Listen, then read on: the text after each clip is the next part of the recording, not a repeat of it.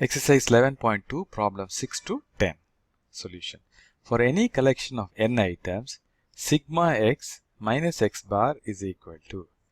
So this is little tricky problem. What is sigma x? So you'll have to relate it to x bar. X bar, the average is sigma x by n. Or sigma x is n into x bar. Okay, if you use that formula, you'll be able to get the value. We know our mean is, our average is sigma x by n, or sigma x will be equal to n into x bar. So substitute that in this expression. So this expression now will become sigma x by x bar will become, because we just calculated sigma x as n into x bar. So nx bar minus x bar. X bar you can take commonly out, so it will become n minus 1 into x bar. So it is option C, right? Please remember the earlier problem was sigma of x minus x bar, but here it is sigma x minus x bar.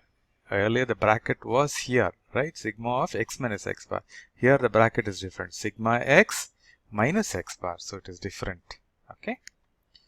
Right. If the standard t is a standard deviation of x, y, z, then the standard deviation of x plus 5, y plus 5 and z plus 5 is, they have given few options, but there is a important key point which you should remember. Standard deviation of a collection of data remains unchanged when each value of its is added or subtracted by a constant. That is, if we add every term or the data, a collection of data, that every term of the data by a constant, add or subtract by the same constant, then the standard deviation will not change.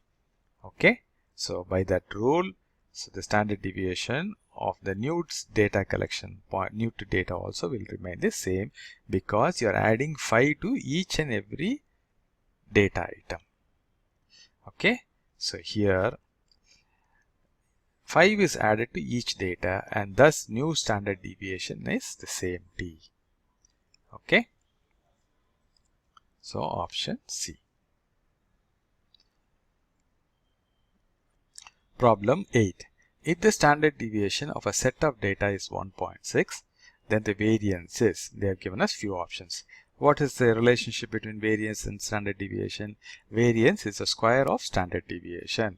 So variance is 1.6 the whole square, so that is 2.56. Right? Option B.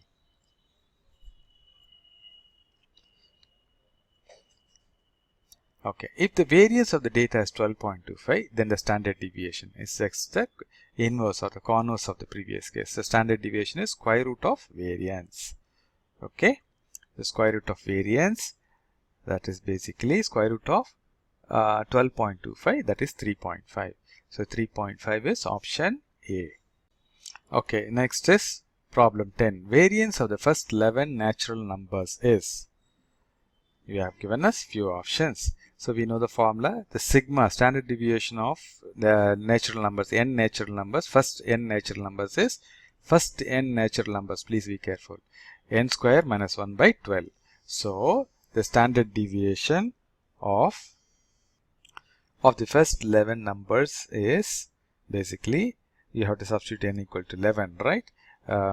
So okay, sorry, so this is sigma, so sigma square will be n square minus 1 by 12, right? And that is our variance, right? Because we are asked to find the variance. So variance is the square of sigma, standard deviation. So variance or sigma square equal to n square minus 1 by 12. We are removing the square root. So now you substitute n equal to 11. So this will be 11 square minus 1 divided by 12. That is 121 minus 1 by 12. That is 12. So that is option